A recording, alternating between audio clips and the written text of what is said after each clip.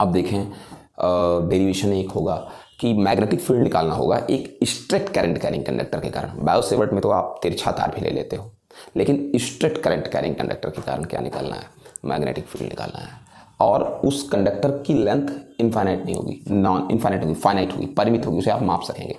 ऐसे मान लीजिए आपसे कह दें कि ये है और ये करंट कैरिंग कंडक्टर है, इसमें कुछ करंट है और इस पूरे वायर की लेंथ अगर हम मान लें AB, इस वायर के कारण किसी पॉइंट P पर हमें मैग्नेटिक फील्ड निकालना है। तो सबसे पहले एक काम करते हैं, तो आप सबसे पहले इस पॉइंट P को मिला दें, इसकी मिनिमम डिस्टेंस निकाल लें पॉइंट P की वायर से। वो मिनिमम डिस्टेंस परपेंडिकुलर ही होगा, मैं मान लेता हूँ वो A है।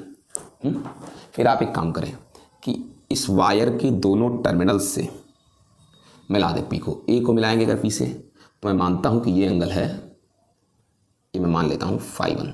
फिर इसी पॉइंट P को मिला दें B से, ये एंगल मैं मान लेता हूँ -φ2, चूँकि नीचे की ओर मेजर किया गया है तो -φ2 होगा, ठीक है ना। अब इस वायर का एक छोटा पार्ट ले लें, उस छोटे पार्ट को नाम दे देता हूँ मैं CD, उसकी लेंथ मान लेता हूँ DL। तो भैया D को भी मिला दें किससे, P से, मैं इस एंगल को मान लेता हूँ कितना, φ।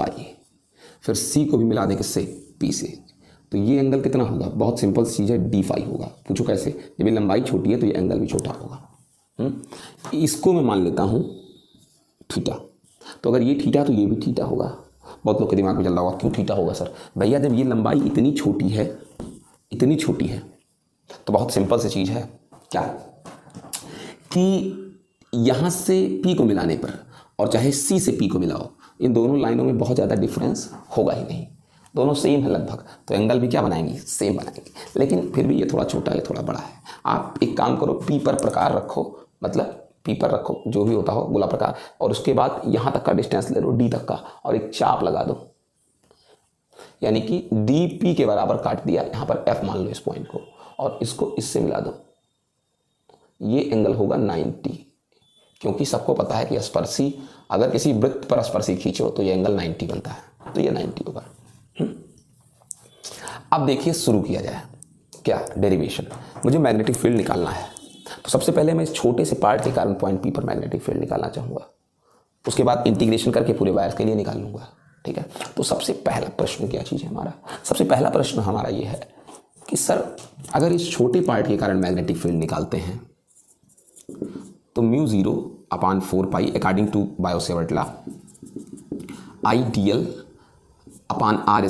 सर साइन थीटा तो होता है, लेकिन थीटा तब होता है जब करंट इधर जा रहा था, ये थीटा था, और आपका तो एंगल जो है वो ये वाला लिया गया है, देख लीजिए।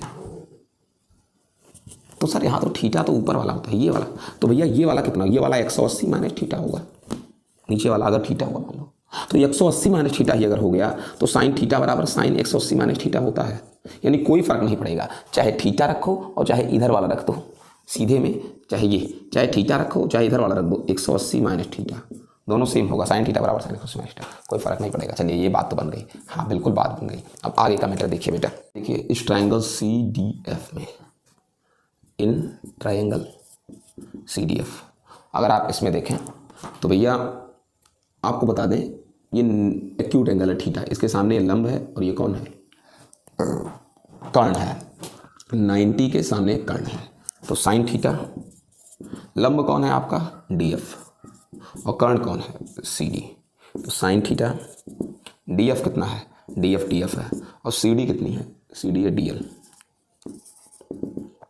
DF बराबर हो गया DL साइन थीटा, इसको सेफ रखिए अपने पास। अब आइए जरा इसमें BDF में ट्राइंगल या फिर DPF में, DPF में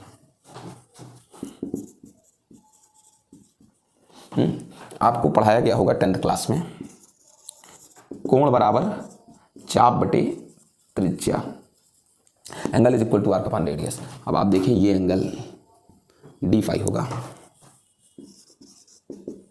आर्क ये DF ही आर्क है, क्योंकि ये दोनों त्रिज्या है, ये R ये R, आप कह सकते हैं D की यहाँ से डिस्टेंस R और ये भी डिस्टेंस R, दोनों सेम ही है, आर्क कितना है, आर्क आपका डी एफ है और रेडियस कितना है, आर है। तो अगर डी एफ बराबर चाहा जाए तो लिख दिया जाए आर डी फाई। अब आप देखिए यहाँ से और यहाँ से डी एफ सेम है, तो डी एल साइन थीटा बराबर आर डी फाई हो गया। इसको उठाओ क्वेश्चन नंबर फर्स्ट में रखो।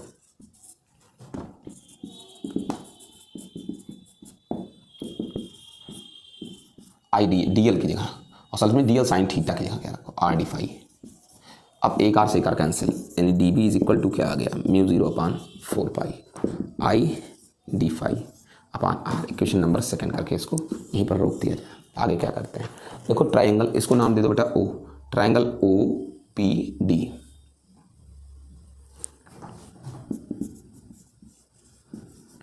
ट्राइंगल ओपीडी में देखो ये बेस है और ये हाइपोटेनस है, आधार और कर्ण। आर हमको नहीं पता है, ए हमको पता है, तो आर की यहाँ ए को लाना पड़ेगा। कैसे आएगा, आधार और कर्ण में संबंध देता है कास, और एंगल क्या है वो फाई। फाई है एंगल। तो क्या रखेंगे हम इसकी जगह, कास फाई। आधार कर्ण की जगह आर। अगर आर को इधर ले आए, ए अपान कास फाई। आर को उठाओ इक्वेशन नंबर सेकंड में रखो, क्या होगा, D B is equal to mu 0/4 pi I D phi, और कास फाई की जगह क्या होगा, मतलब आर की जगह क्या होगा, बदतमीज आर की जगह ए बटे कास फाई हो गया। अब आगे देखो, D B is equal to mu 0/4 pi, sir I और कास फाई ऊपर चला जाएगा, डी फाई अपान क्या होगा, ए होगा। अब जरा सा इसको और सुधारते हैं, अगर हम यहीं पर लिखते रहें, यहाँ पर sir D B is equal to mu 0/4 pi I upon A, फिर cos phi D phi, cos phi D phi ये आया। ये तो इतने लेंथ के कारण यहाँ पर क्या है, मैग्नेटिक फील्ड है। हमें तो पूरे वायर के कारण चाहिए, पूरे ए बी के कारण चाहिए। इसके आगे देखिए, अगर आपको पूरे लेंथ के लिए चाहिए तो इंटीग्रेशन कर दें, छोटे से टुकड़े का समाकलन करते हैं पूरा बी से लेकर कहाँ तक, ए तक के लिए। तो इंटीग्रेशन डी बी, कॉन्स्टेंट को बाहर कर लें,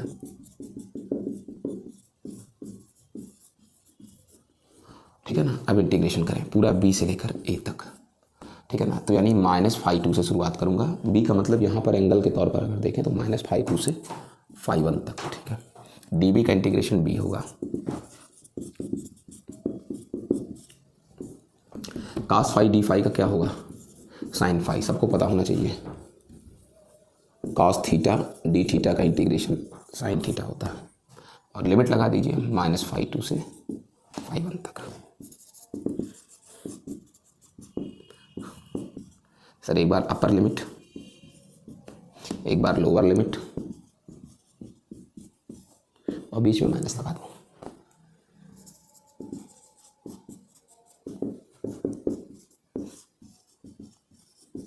माइनस बाहर आ जाएगा,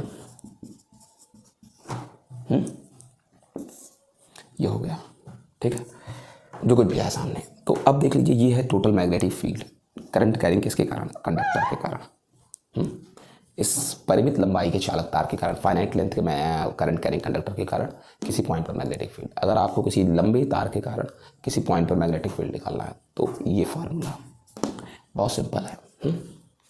अब कभी कभी क्या होता है कि अगर ये वायर आपकी कैसी हो जाए, इनफाइनाइट लेंथ की हो जाए, बहुत बड़ी हो जाए ये वायर आपकी, अनंत लंबाई की हो जाए, तब क्या करते हैं, एप्लीकेशन लगा देते हैं। देखिए कंडक्टर इनफाइनाइट लेंथ का है,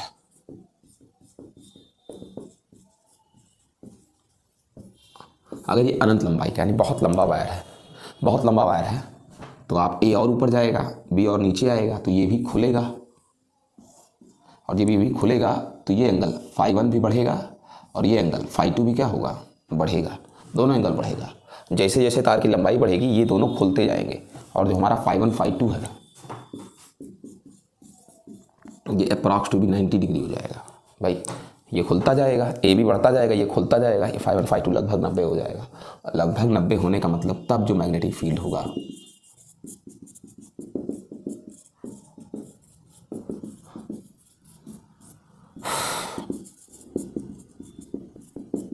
साइन 91 और साइन 91